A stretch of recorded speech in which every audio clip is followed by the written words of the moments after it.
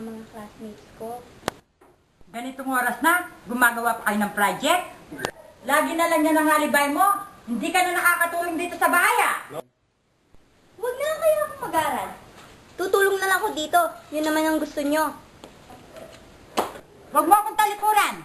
Kinakausap pa kita. Bumalik ka rito. Action.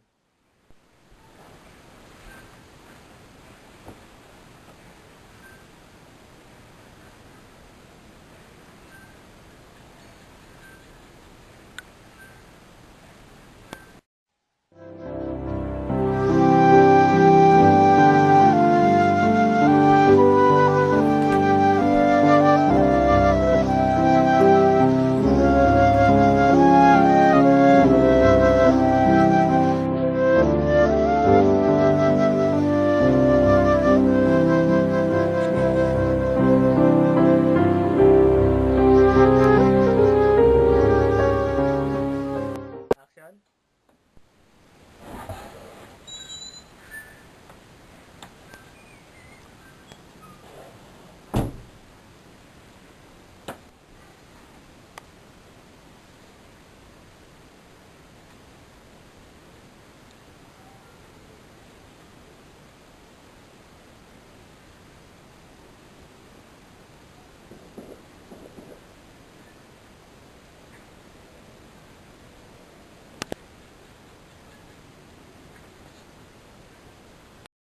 Action. Kung nandito ka lang, sana dalawa tayong gumagabay sa anak natin. Action.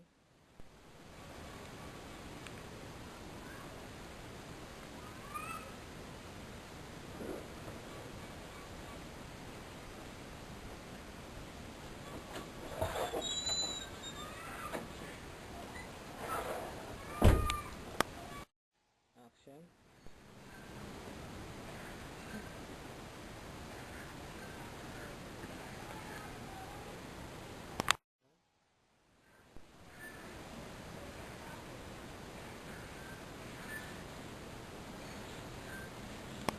Action.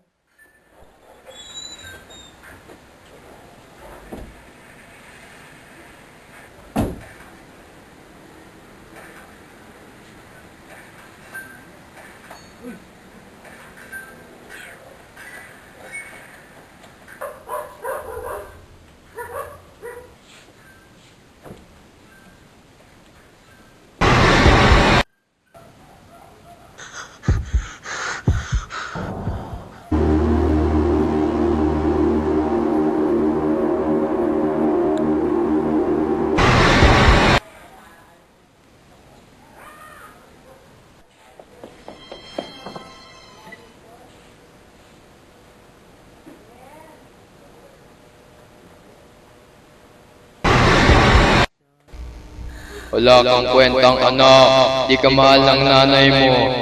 Masama kang anak, masama, masama.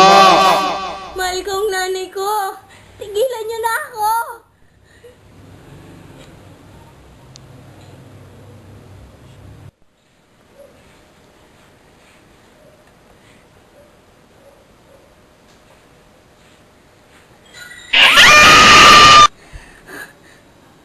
Bago na ako. Mag-aral na ako mabuti. Uwi na ako sa oras.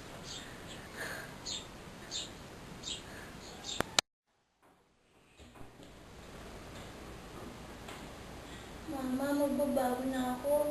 Mag-aral na ako ng mabuti. Susundin ko na kayo. Mahal na mahal kita, nanay. Ito lang ang tatandaan mo na. Kahit anong mangyari, mahal na mahal kita.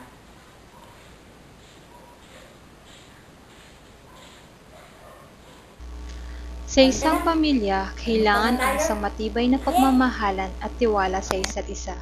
Dalawa man kayo o mag-isang tinataguyod ang pamilya.